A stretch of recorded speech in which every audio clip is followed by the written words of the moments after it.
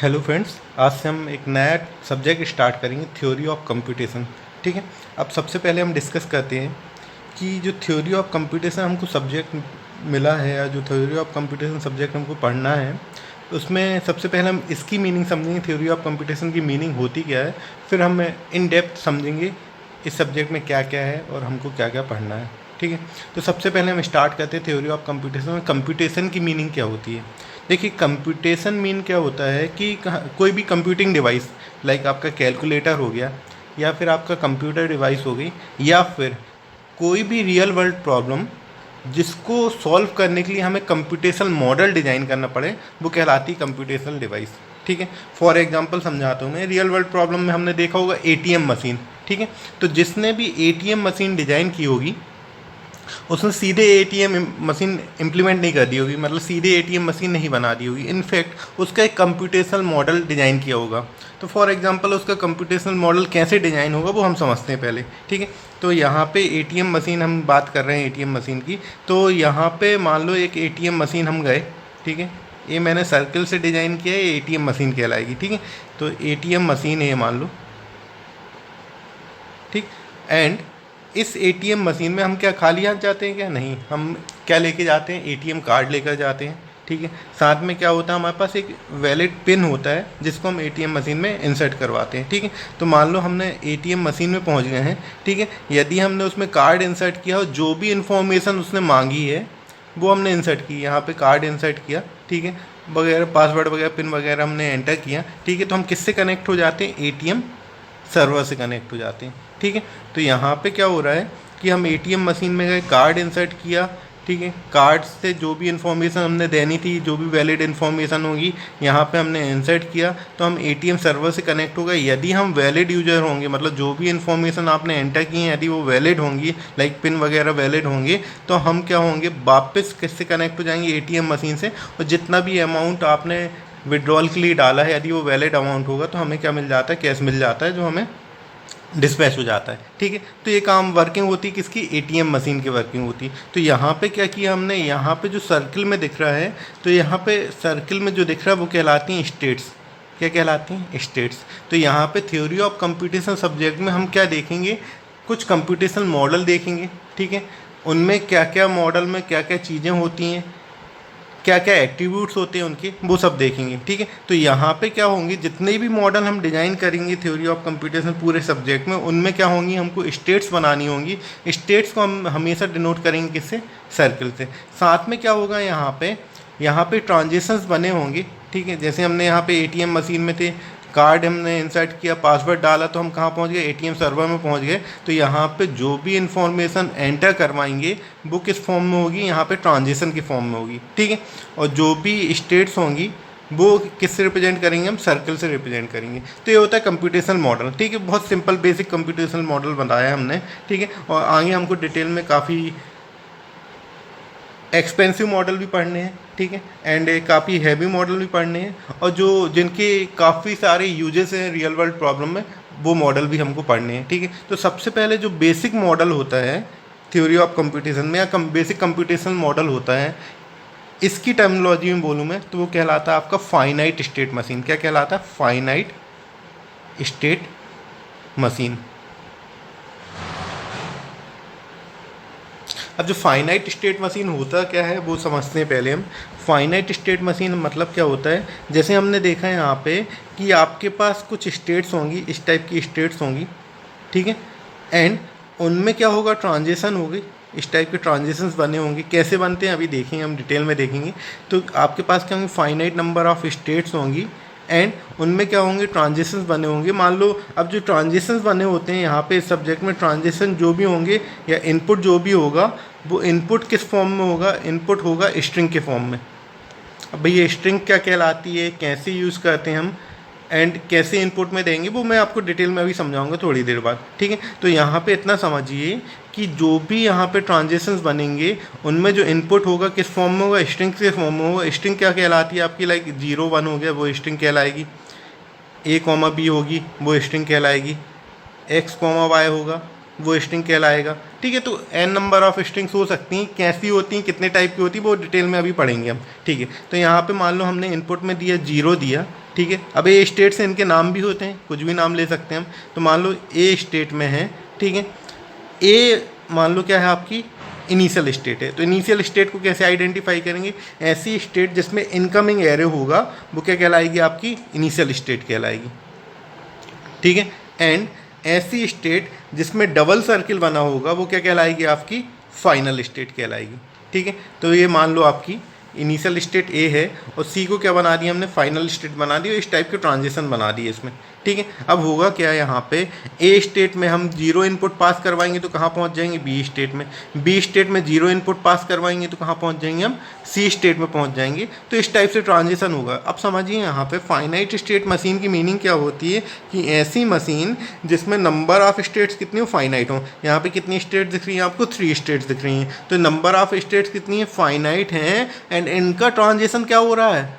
Automatic हो रहा है, इसलिए इसको क्या बोलते हैं? फाइनाइट स्टेट मशीन बोलते हैं, या फाइनाइट ऑटोमेटा भी बोलते हैं। इन शॉर्ट क्या बोलते हैं इसको? फाइनाइट ऑटोमेटा भी बोलते हैं। तो ये होगी सिंपल आपकी फाइनाइट स्टेट मशीन। अब हमें काफ़ी डिटेल में, पहली यूनिट में आपकी फाइनाइट स्टेट मशीन ही है, तो काफ़ी डिटेल में पढ़ना है हमको फाइनाइट स्टेट मशीन को। तो हम देखते हैं पहले फाइनाइट स्टेट मशीन कितने टाइप की होती है, कैसे काम करती है, वो सब हम डिटेल में देखेंगे, ठीक है। तो जो फाइनाइट स्टेट मशीन होती है बेसिकली 2 टाइप की होती है। पहली होती है आपकी finite state machine without output, and दूसरी जो होती है वो होती है आपकी finite state machine with output. तो सबसे पहले हम डिस्कस करते हैं finite state machine without output. ये स्टिल 2 टाइप की होती है। पहली कहलाती है आपकी deterministic finite automata, and another इसी कैटेगरी की जो मशीन होती है वो कहलाती है आपकी नॉन डिटर्मिनिस्टिक फाइनाइट ऑटोमेटा।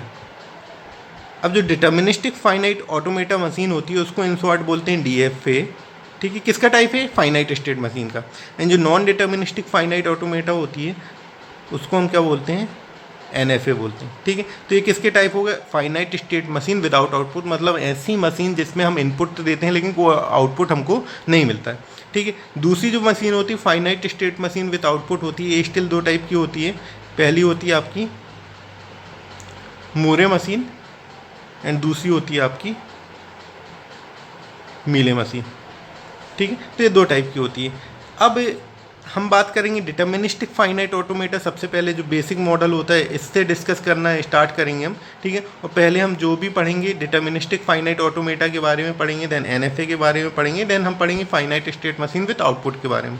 तो हम पहले बात करते हैं डिटर्मिनिस्टिक फाइनाइट ऑटोमेटा क्या होता है, ठीक है। अब यहाँ समझिए जो डीएफए मशीन होती है वो किस काम आती है, ठीक है। हमें एप्लीकेशन तो पता होना चाहिए डिटर्मिनिस्टिक फाइनाइट ऑटोमेटा किस काम आता है। तो आपका एक सब्जेक्ट होता है कंपाइलर डिज़ाइन, ठीक है। उसमें जब हम कंपाइलर डिज़ाइन करते हैं तो एक फेस होता है लेक्सिकल एनालिसिस फेस, जो आपको हायर सेमेस्टर में मिलेगा आपको, ठीक है। तो जो लेक्सिकल एनालिसिस फेस होता है उसमें हम डिटर्मिनिस्टिक फाइनाइट ऑटोमेटा का यूज़ करते हैं। मतलब डिटर्मिनिस्टिक फाइनाइट ऑटोमेटा किस काम आता है? फॉर डिजाइनिंग अ कंपाइलर, ठीक है। एक फेस होता है उसमें डिज़ाइन करने का काम आता है, ठीक है। तो कंपाइलर डिजाइनिंग का काम आता है। और जो नॉन डिटर्मिनिस्टिक फाइनाइट ऑटोमेटा होता है, ठीक है, वो सीधे सीधे तो कुछ काम आता नहीं है, लेकिन हम क्या करते हैं कुछ प्रॉब्लम्स ऐसी होती जिनके लिए हम क्या डिज़ाइन करते हैं? नॉन डिटर्मिनिस्टिक फाइनाइट ऑटोमेटा आसानी से डिज़ाइन कर सकते हैं, ठीक है। देन फर्दर उन नॉन डिटर्मिनिस्टिक फाइनाइट ऑटोमेटा को हम कन्वर्ट किस में कर लेते हैं? Deterministic finite automata. हमको पता है डिटर्मिनिस्टिक फाइनाइट ऑटोमेटा से क्या डिज़ाइन करते हैं? हम कंपाइलर डिज़ाइन करते हैं, ठीक है। तो एनएफए का वैसे कोई काम ज़्यादा होता नहीं, लेकिन कुछ प्रॉब्लम्स ऐसी होती जिनके लिए हम एनएफए आसानी से डिज़ाइन कर सकते हैं। तो पहले उसके लिए हम एनएफए बनाते हैं, देन उसको कन्वर्ट करते हैं किसमें? डीएफए में। देन जो finite state machine with output होती है वो अगेन 2 टाइप की होती है, Moore machine and Mealy machine. तो जो finite state machine with output होती है इसका एप्लीकेशन क्या होता है? इसका एप्लीकेशन होता है आपका, आपने देखा वो डिजिटल सर्किट होते हैं, ठीक है। तो जो डिजिटल सर्किट होते हैं उनको डिज़ाइन करने का काम आता है कौन? Finite state machine with output. मतलब हमने कुछ इनपुट दिया तो आपको क्या मिलेगा? गारंटी के साथ आउटपुट मिलेगा।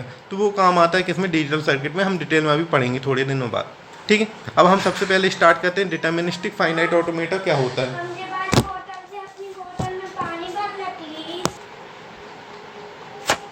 अब हम बात करते हैं डिटर्मिनिस्टिक फाइनाइट ऑटोमेटा DFA की, ठीक है। तो डिटर्मिनिस्टिक फाइनाइट ऑटोमेटा होता क्या है पहले वो समझते हैं हम। एंड डिटर्मिनिस्टिक फाइनाइट ऑटोमेटा समझने ही पहले हमको पता होना चाहिए, मैंने अभी थोड़ी देर पहले डिस्कस किया था कि यहाँ पे इस टॉपिक में जितने भी मैथमेटिकल या कंप्यूटेशनल मॉडल डिज़ाइन करेंगे हम, या जितनी भी मशीन डिज़ाइन करेंगे, उन सभी मशीन्स पे हमको इनपुट देना पड़ेगा, और जो इनपुट होगा वो किस फॉर्म में होगा, स्ट्रिंग्स के फॉर्म में होगा।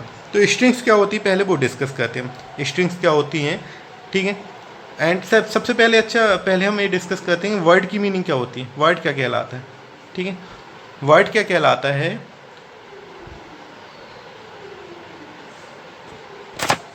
तो वर्ड क्या कहलाता है, sequence of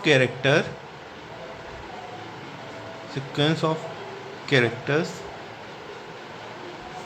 having valid meaning is called word. And string क्या कहलाता है, अब देखिए सीक्वेंस ऑफ कैरेक्टर मतलब हमने कुछ भी लिखा, मान लो हेलो लिखा, तो यहाँ पे हेलो क्या है, सीक्वेंस ऑफ कैरेक्टर्स हैं, साथ में क्या है, हेलो की एक वैलिड मीनिंग निकल रही है, इसलिए हेलो क्या हो गया, आपका वर्ड हो गया, ठीक है। स्ट्रिंग क्या होगी, अगेन स्ट्रिंग क्या होगी, सीक्वेंस ऑफ कैरेक्टर्स होगी या कलेक्शन ऑफ कैरेक्टर्स होगी, ठीक है, लेकिन जिसकी वैलिड मीनिंग निकल भी सकती है एंड वैलिड मीनिंग नहीं भी निकल सकती। मान लो हमने क्या लिखा है, मान लो हमने लिखा ABC, ठीक है, तो ये कोई वर्ड नहीं है, लेकिन ये क्या है, स्ट्रिंग है। या मान लो हमने क्या लिखा, हेलो, ठीक है, हेलो इटसेल्फ क्या है, वर्ड है, लेकिन हेलो को क्या बन सकती है, स्ट्रिंग भी बन सकती है। या फिर अल्फ़ाबेट्स या न्यूमेरिक के जो भी कॉम्बिनेशन होगा, उनका कॉम्बिनेशन बना के भी हम क्या बना सकते हैं, स्ट्रिंग बना सकते हैं। तो स्ट्रिंग क्या होगी, सीक्वेंस ऑफ कैरेक्टर्स होगी जिसकी कुछ वैलिड मीनिंग भी हो सकती है और नहीं भी हो सकती है। या फिर सीक्वेंस ऑफ अल्फ़ाबेट हो गया जिसकी कुछ वैलिड मीनिंग हो भी सकती है और नहीं भी हो सकती है। या कलेक्शन ऑफ अल्फ़ाबेट्स और कलेक्शन ऑफ न्यूमेरिक डिजिट भी क्या कहलाएगा, स्ट्रिंग्स कहलाएगी। या दोनों का कॉम्बिनेशन भी क्या हो सकता है, स्ट्रिंग हो सकती है। लाइक हमने क्या लिखा, AB लिखा, 01 लिखा, AB क्या बन सकती है, आपकी स्ट्रिंग बन सकती है। तो स्ट्रिंग क्या होगा, collection of characters, collection of numeric digit, ये सब क्या कहलाएंगी, आपकी स्ट्रिंग्स कहलाएंगी, ठीक है। अब स्ट्रिंग्स जनरेट कैसे होती हैं, तो मान लो कोई सेट गिवन है, ठीक है, सेट क्या गिवन है आपको, ABC, यही सेट गिवन है, ठीक है। अब इस सेट ABC से हमें क्या डिज़ाइन करना है, स्ट्रिंग जनरेट करना है, ठीक है। तो स्ट्रिंग कौन कौन सी जनरेट होंगी, इससे स्ट्रिंग जनरेट होगी। अब देखते हैं यहाँ पे स्ट्रिंग क्या क्या जनरेट होंगी। नॉर्मली हम देखते हैं कि इससे स्ट्रिंग जनरेट हो सकती है। मान लो हम लेंथ 0 की बात करें, लेंथ 0 की बात करें, 0 लेंथ की कोई स्ट्रिंग जनरेट होगी क्या इससे।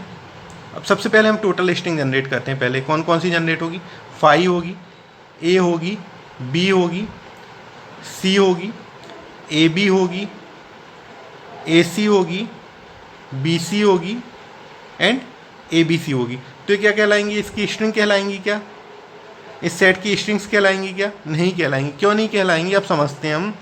5 यहाँ पे इस सेट से जनरेट हो रहा है, ठीक है, तो ये सबसेट कहलाएगा, ना कि स्ट्रिंग कहलाएगी, ठीक। तो ये इसमें शामिल नहीं होगी, स्ट्रिंग में शामिल नहीं होगी।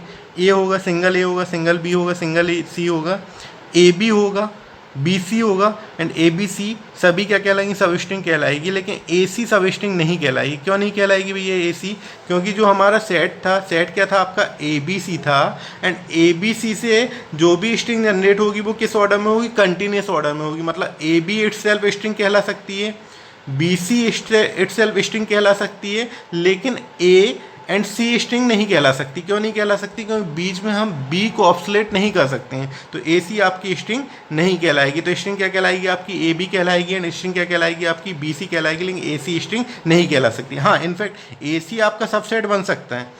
जब सेट की हम डेफिनेशन देखते हैं तो सेट में क्या आता है, AC भी आएगा, लेकिन जो हम स्ट्रिंग की बात करेंगे तो स्ट्रिंग में AC नहीं आएगा। क्यों नहीं आएगा, उसका रीज़न आपको बता दिया मैंने। क्यों, क्योंकि स्ट्रिंग हमेशा किस ऑर्डर में होती, कंटिन्यूस ऑर्डर में होती है, वो स्ट्रिंग कहलाती है, ठीक है। तो वही सब स्ट्रिंग होंगी उसकी, ठीक है। अब लेंथ 0 की बात करें तो लेंथ 0 से क्या जनरेट होगा यहाँ पे, ठीक है। मान लो ये सेट गिवन है या कोई स्ट्रिंग गिवन है, इस स्ट्रिंग की हमें क्या निकालना है, सब स्ट्रिंग निकालना है। तो लेंथ 0 की स्ट्रिंग, सब स्ट्रिंग कौन सी होगी, तो यहाँ पे 5 की जगह हम क्या यूज़ करते हैं, नल यूज़ करते हैं। नल क्या कहलाती है, आपकी सब स्ट्रिंग कहलाती है, ठीक है। क्या इसकी खासियत होती है, क्या इसके एट्रीब्यूट्स होते हैं अभी थोड़ी देर में बताऊंगा मैं। देन हम बात करें लेंथ वन स्ट्रिंग की। ऐसी स्ट्रिंग या ऐसी सब स्ट्रिंग जो इस स्ट्रिंग सेट से जनरेट हो रही है जिसकी लेंथ वन हो, वो कौन कौन सी होगी?